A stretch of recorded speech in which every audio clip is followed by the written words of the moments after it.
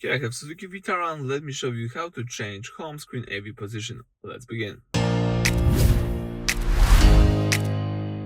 So at the very beginning, let's start by using the home screen of the Suzuki. Then let's find here and select the settings, the gear icon. From the settings, all you need to do is find and select the display settings. It should be located under system settings, so under the first tab from the left. And now you can tap display settings.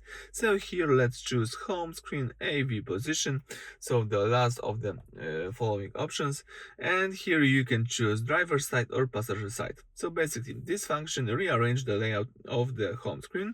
By selecting the driver side, the system places the most important AV, so audio visual information like the current song or radio station, on the side of the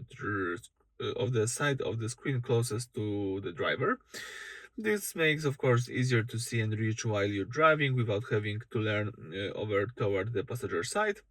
But you can also do it on the passenger side. So if you would like to set up for a passenger to control everything, you can do it as well.